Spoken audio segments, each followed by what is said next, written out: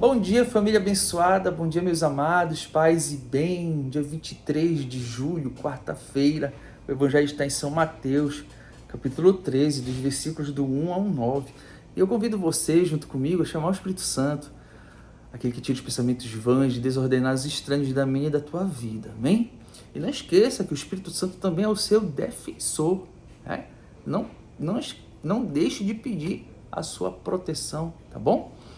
E queria também pedir que você me ajude dando like, se possível também compartilhar a minha humilde reflexão, para que eu possa dar continuidade para contribuir para o céu, para o reino. E esse é o meu intuito, amém? Vinde, Espírito Santo, enchei os corações dos vossos fiéis e acendei neles o fogo do vosso amor. Enviai, Senhor, o teu Santo Espírito, e tudo será criado, e renovareis a face da terra. Oremos. Ó Deus, que instruíste os corações dos vossos fiéis, e com a luz do Espírito Santo, fazer que apreciemos retamente todas as coisas segundo o mesmo Espírito, e gozemos sempre de sua consolação, por Cristo Senhor nosso. Amém. Eis-me aqui, Senhor, eis-me aqui, Senhor, para fazer tua vontade, para viver o teu amor, para fazer tua vontade, para viver o teu amor. Eis-me aqui, Senhor. Proclamação do Evangelho do nosso Senhor Jesus Cristo, segundo Mateus. Glória a vós, Senhor.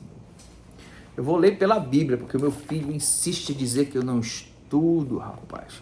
Ele está fugindo de mim esses dias, não quer fazer mais a reflexão, tá com inquietude, preguiça. Eu disse, olha, meu filho, larga esta unhuda, porque a unhuda, ela não vai te deixar, a unhuda é a preguiça, não vai deixar você ter um encontro pessoal com o Senhor. Você não, se essa unhuda permanecer em você, você não vai ter a oportunidade, como a Maria Madalena teve, de dizer assim para nós, eu vi o Senhor, né?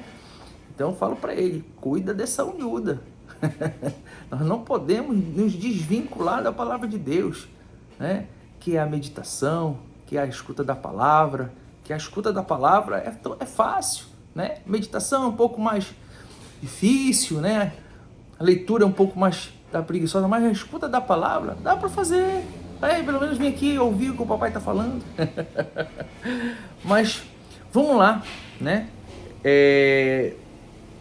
Naquele tempo, ou naquele dia, quer dizer, Jesus saiu de casa e foi sentar-se às margens do mar da Galileia. Uma grande multidão reuniu-se em volta dele.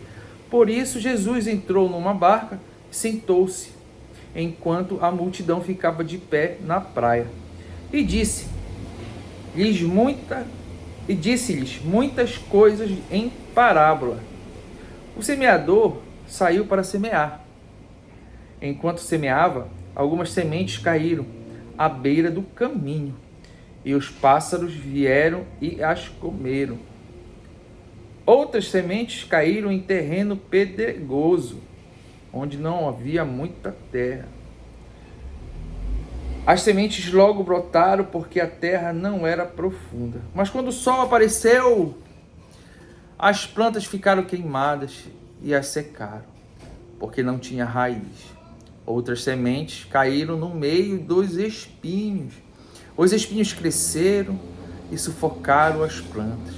Outras sementes, porém, caíram em terra boa e produziram a base de 100, de 60 e de 30 frutos por semente. Quem tem ouvidos, ouça.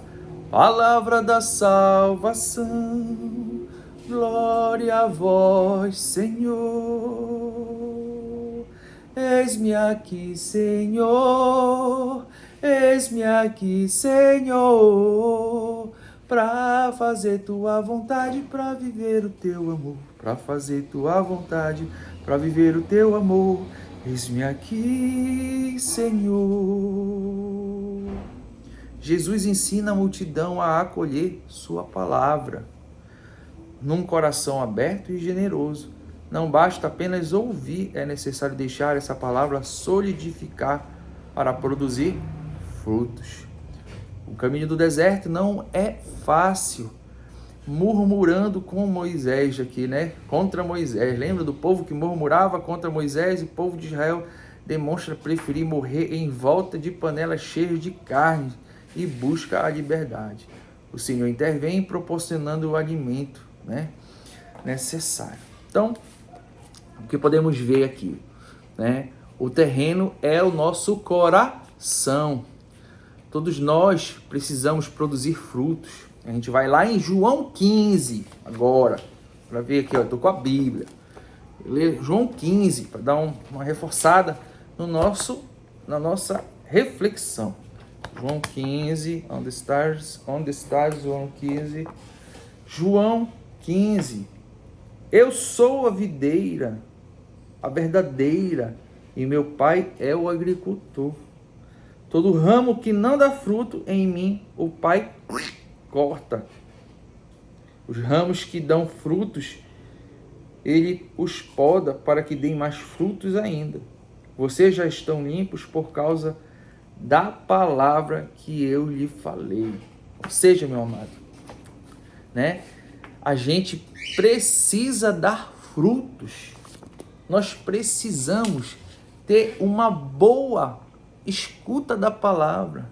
Temos que ouvir com atenção. A gente também vai lá em Isaías 55. Bora ver o que Isaías 55 nos diz? Isaías 55. Papai estudou. Isaías 55. Atenção! Todos os que estão com sede, venham buscar água. Venham também os que não têm dinheiro. Comprem e comam sem dinheiro e bebam vinho e leite sem pagar. Porque gastar dinheiro com coisa que não alimenta e o salário com aquilo que não traz fartura. Ouçam-me com atenção. Ouçam-me. Olha só, querido. Ouçam-me com atenção e comerão bem e saborearão pratos suculentos. Deem ouvidos a mim. Venham para mim. Me escutem, que vocês viverão. Farei com vocês uma aliança definitiva. Serei fiel à minha amizade com Davi. Fiz dele uma testemunha para os povos, um chefe que dá ordem aos povos. Agora, você vai convocar um povo desconhecido, um povo que não conhecia você. Virá correndo para procurá-lo. Tudo por causa de Javé, seu Deus, por causa do Santo de Israel, porque ele glorificou você. Bom, meus amados, aí nós voltamos para o Evangelho. E o que o Evangelho nos fala aqui? O semeador saiu para semear, enquanto semeava, algumas sementes caíram à beira do caminho. Quantos de nós começamos Quantos de nós começamos a nossa conversão e desistimos porque não saiu como a gente queria? E nós ficamos onde? À beira do caminho. Sabe por quê? Porque a gente quer as coisas do nosso jeito, na nossa hora, no nosso tempo. E infelizmente não é assim que funciona. E aí vai. Outros sementes caíram em terreno pedregoso, onde não havia muita terra. O que é o terreno pedregoso? É o coração endurecido. É aquele coração que o cara tá lá batendo e tá encrostado, egoísta. Egoísmo está ali. Autossuficiência, podemos dizer assim. De achar que não foi Deus que fez, mas foi porque ele fez. Não foi Deus que fez por ele, foi ele que fez. Né? É se achar. É o terreno pedregoso. É achar que é melhor que Jesus. Ou então dizendo assim que pode até ensinar a Jesus. É o terreno pedregoso. As sementes logo brotaram porque a terra não era profunda. Mas quando o sol apareceu, as plantas ficaram queimadas. Ou seja, quando chegar o juízo final, as plantas ficaram queimadas e secaram, porque não tinha raiz, não tinha Deus. Outras sementes caíram no meio dos espinhos. Os espinhos cresceram e sufocaram as plantas. Esses espinhos são o quê? A pessoa vai pelo caminho, ela desiste no meio do caminho. Aí eu falei da pessoa que vai do caminho, cai no terreno pedregoso, que é o terreno pedregoso, é a pessoa que se acha, lá. E aquela pessoa aqui, plantas ficaram queimadas, secaram porque não tinha raízes. Outras sementes caíram no meio dos espinhos. São pessoas que quando chegam lá, eu sempre digo que são aquelas que estão lá dentro da igreja. Tem gente dentro da igreja que quer ser melhor que o outro, está disputando uma coordenação, está disputando para ser não sei o quê, para ser chefe não sei o quê, para ser chefe do que. Ela está no meio dos espinhos. Ela não consegue entender que ela está ali na casa do Senhor para se colocar à disposição. Eu estou aqui, faça-se em mim, segundo a tua palavra, eu faça-se. Quando você vai para a igreja, você tem que ir de corpo e alma, você não tem que pensar que se você vai comandar a parte da como é que faz o catecismo, é o coordenador geral disso, é o diretor daquilo. Não, você está lá porque você quer servir ao Senhor de corpo e alma. No meu pensamento, são essas pessoas aqui, outras sementes caíram no meio dos espinhos. Os espinhos cresceram, né? E sufocaram as plantas. Essas pessoas vão acabar se sufocando. Eu vejo pessoas dentro da igreja que dizem: eu não aguento mais essa coordenação porque é difícil. Ela está sufocada, ela caiu no meio dos espinhos e não viu mais a Deus. Meus amados, é isso.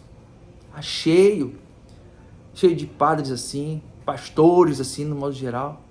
Caíram, sufocaram outras sementes, porém, caíram em terra boa e produziram a base de 100, 60, de 30, quem tem ouvidos, ouça. O que é o terreno bom? É o teu coração. É aquele que ouviu com atenção, né? Que a igreja, naquela sua sabedoria milenar, ela nos ensina que quando você cair em um terreno bom, você está ali amando a Deus, você faz a Lexio Divina, né? A Lexio, que você vai ruminar aquilo que entra, vai e volta, né? É o ruminar, entrou, aí voltou a Deus, né? Entrou, você voltou, e voltou para que você pudesse. Então, é a Lexio, é o ruminar e é o rezar. Então você está ali dentro da igreja para isso, para amar ao Senhor, para confrontar a palavra. Essa pessoa que caiu no terreno bom aqui, né, que está dizendo, outras sementes caíram em terra boa o seu coração. Essa pessoa, ela confronta a palavra, ela confronta no sentido de dizer: Senhor, o que tu queres me dizer hoje?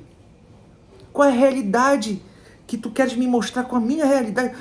O que eu posso, os meus medos, colocar aqui para o Senhor? Então confronte a palavra de hoje, pergunte para Deus o que Ele quer lhe mostrar. Confronte a palavra com sua vida, a realidade, os seus medos. A palavra exige uma resposta e é isso que Deus quer de você. Você confronte. Está ou errado somente você tem alguma coisa? A Igreja Católica, ela tem disponível o confessionário. Tem gente que tem medo de se confessar, porque eu vou confessar para um ser humano qualquer. Não! Entenda. Veja com os olhos divinos. Ali é o Senhor te ouvindo, te abençoando. Creia. Creia no confessionário. Creia, meu amado, creia, meu irmão. Eu já me estendi demais. Que a palavra que exige uma resposta te ajude a confrontar com a sua vida, realidade, seus medos, seus anseios, tudo. Que o Senhor te abençoe, que o Senhor me abençoe, em nome do Pai, do Filho e do Espírito Santo.